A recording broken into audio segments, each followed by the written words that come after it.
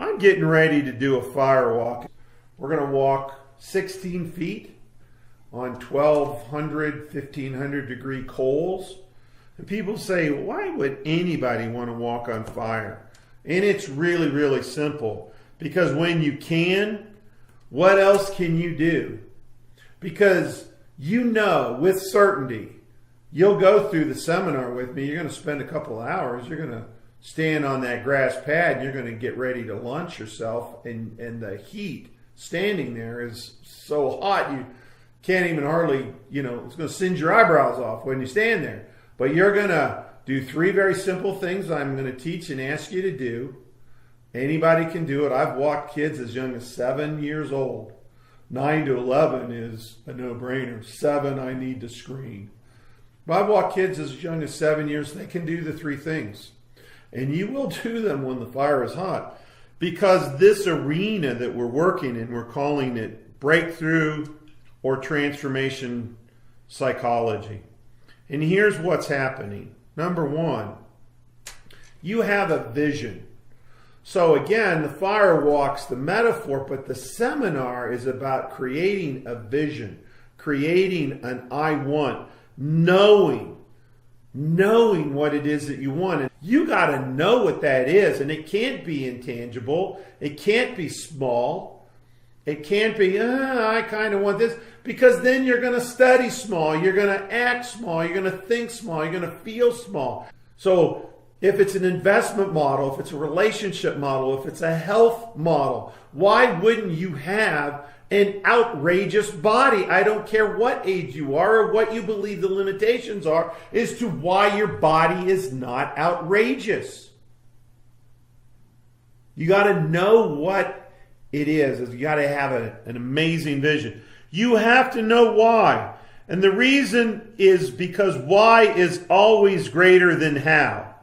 And most people focus on the how. How am I going to do this? And they won't want something, hope for something, dream of something until they know how they're going to do it. The really great things that we do in our life, we don't know the how when we start them. We know why we have to have them. Now, the next thing that you have to do in this process is you got to take massive, keyword, massive action. This is one of the biggest reasons why the law of attraction for most people when the movie The Secret first came out. And Rhonda Byrne was kind of like, oh, what you think and what you focus on. And some of the other speakers were like, oh, well, you got to attach the emotion to it. You got to feel it. You can't be dissociated from it. Jack Canfield said, and you have to take inspired action consistent with your request. And what this looks like is when I get people in that are working on wealth building, and I'll start asking them the simplest things about wealth. Do you know what most wealthy people do in the morning? They're either reading the Wall Street Journal, Investor Business Daily, their stack of Fortune magazines, Inc. magazines, Success magazines during breakfast, or they got CNN financial news on. They're studying money all the time. You ask a poor person, what do you do over breakfast? They're reading People magazine. They're watching the Today Show. If you want what you want and it's outrageous and it's emotionally connected, you've got to take massive inspired action. You've got to act, believe, feel, think like a rich person. Calibrate. SMART, that stands for specific, measurable, actionable, realistic, and time-based. That's a standard acronym. So the massive action is SMART because what you have to do is notice what's happening. I'm reading the Wall Street Journal. What's happening? Am I finding money sources? Is things in motion? Yeah. If you're not getting what you want, you've got to change your approach. And then you got to change it again and change it some more. And you never stop changing. Each change is refining, getting you closer, learning more.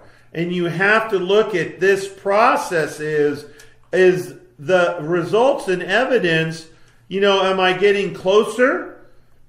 And what happens is, you'll see this in the next slide.